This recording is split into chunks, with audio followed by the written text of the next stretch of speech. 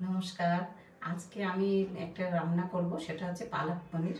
দেখুন আমি কেমন করে করি। শীতকালে খুব কমন রান্না, আসুন দেখুন। আচ্ছা, এর জন্য আমি নিয়েছি হচ্ছে আদা পেস্ট, চিনি, সাদা তেল, এখানে হচ্ছে গরম মশলা, জিরে গুঁড়ো, কাজু কিশমিশ, ঘি, পনির, পেঁয়াজ কুচনো, এখানে টমেটো, কাঁচা লঙ্কা আর নুন। এবার হচ্ছে যে এইখানেতে একটুখানি এর জন্যে পরবর্তীকালে একটু সাঁতলানোর জন্যে কসুরি মেথি, শুকনো লঙ্কা আর পালংটাকে আমি আগে থেকে পেস্ট করে নিয়েছি। এটা হচ্ছে 500 গ্রাম পালং, সেটা আমি হালকা করে একটুখানি বয়েল করে নিয়ে ওটাকে আমি পেস্ট বানিয়ে নিয়েছি, টাইমটা যাতে শর্ট হয়। আর এখানে তো পনির দেখতেই পাচ্ছেন। হ্যাঁ, চলুন শুরু করি। এবার রান্নাটা প্রথমে আমি সাদা তেল দিলাম, যে কোনো রকম সাদা তেল দিতে পারেন আপনারা, সেটা আপনি রাইস অয়েল দিতে পারেন, সানফ্লাওয়ার অয়েল, যে কোনো রকম সাদা তেলই দিতে হবে। আচ্ছা, সাদা তেলটার মধ্যে আমি এবার এই যে পেঁয়াজগুলো দিয়ে দিলাম, কুচানো পেঁয়াজগুলো দিয়ে দিলাম।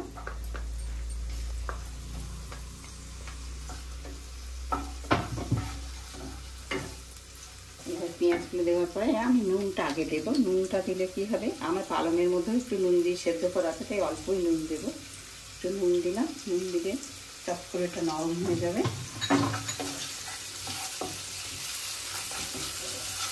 শীতকালে পালং শাক খুব অ্যাভেলেবেল বলে পালং পনিরটা খুব একটা কমন আইটেম এবং খেতেও ভালো। রাত্রির রুটি পরোটার সঙ্গে বেশিই ভালো লাগে। আপনারা ট্রাই করেন অনেকে নিশ্চয়ই। তো আমিও কেমন করে করছি দেখুন, যদি আপনাদের মতো করতে পারি বা অন্যরকম যদি কিছু করি সেটা আপনারা জানাবেন। আর আপনাদের মতো যদি করি তাহলে আপনারা আরেকবার আমার জন্য করে দেখুন, কেমন আমার ভালো লাগবে সেটা হলো।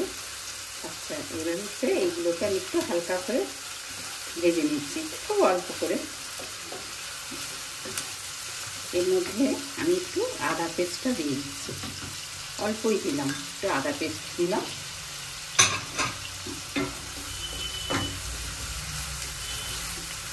হলুদ আর লাল লঙ্কা এই দুটো দেবো না, কেন হলুদ আর লাল লঙ্কা দিলে কালারটাকে একটুখানি ডিসকালার হয়ে যাবে।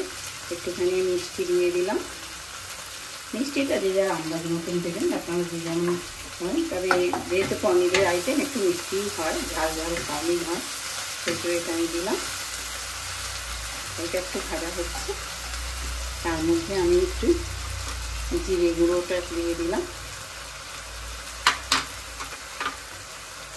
আর এখানে হচ্ছে যে একটু গরম মশলাটাও দিয়ে দিলাম অল্প করে।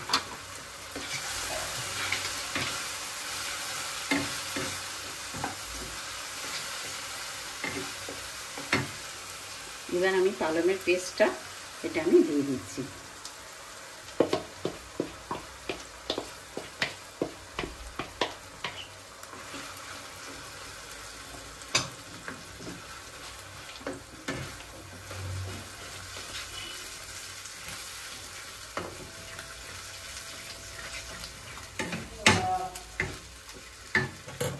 পালংয়ের পেস্টটা একটু শুকনো হতে থাক, ততক্ষণ আমি এই দিকেতে একটুখানি ওটাকে ফোড়ন দেবো, যেটা দিয়ে সেই ফোড়নের জিনিসটা তৈরি করে নিচ্ছি। সেটা হচ্ছে শুকনো লঙ্কা আর কসুরি মেথি, এই দুটাকে নিলাম। আর যে ঘিটা ছিল সেই ঘিটা দিয়ে ফোড়নটা দেবো আর কি, তাহলে ওপরে একটু বেশ সুন্দর গন্ধ ছাড়বে, সেই জন্য আমি আগে দিয়ে দিচ্ছি। এটা এদিকে হচ্ছে, আর ওইটা এদিকে গরম করতে দিয়েছি। আচ্ছা, এর মধ্যে এবার আমি, যেহেতু এটা সেদ্ধ করা আছে পালংটা, একটু বেশি ভাজতে হবে না, আমি পনিরটা দিয়ে দিলাম।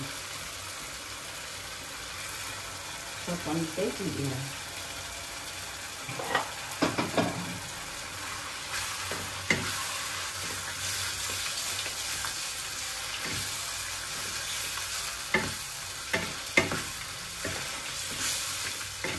এটা একটু ভাজা ভাজা করছি। ভাজা ভাজা করতে করতে আমাদের কাছে একটু কিশমিশ ছিল অল্প করে, এটা দিতেও পারেন নাও পারেন, দিলে ভালোই লাগবে, সেই হিসেবে আমি দিলাম।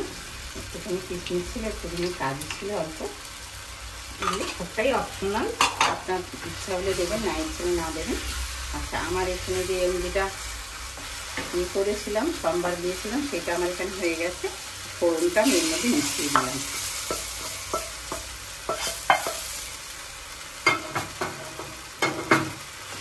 ফোড়নটা একটু মিশিয়ে দিতে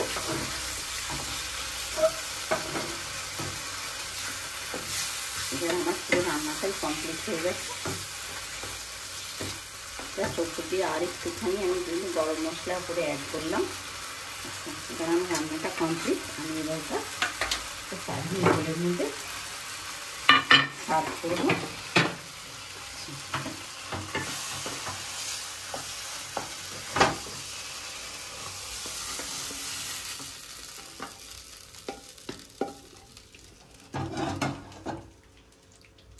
আর এটাকে একটু গার্নিশ করার জন্য অল্প কয়েকটা স্যালাড টাইপের কেটে রেখেছি, সেইটা একটু দিয়ে দেবো।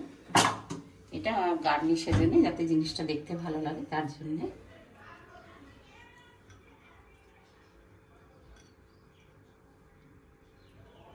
এটা জাস্ট এটা দেখার ভালোর জন্য দিয়েছি, আপনারা দিতেও পারেন নাও পারেন, তবু একটা প্রেজেন্টেবল জিনিস হলে দেখতে তো ভালোই লাগে, সেই হিসেবেই দেওয়া। সেটা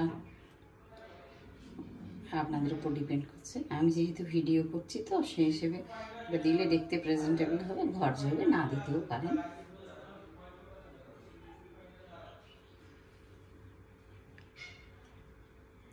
আর আপনাদের এই কথাটা একবারও বলা হয়নি, সেটা হচ্ছে আমার এই ভিডিওগুলো আপনাদের কেমন লাগছে আপনারা একটু কমেন্ট করে জানান। আর লাইক, শেয়ার, সাবস্ক্রাইব সেটা তো সবসময়ই আমি এক্সপেক্ট করি, আপনারা সেটা অবশ্যই করবেন।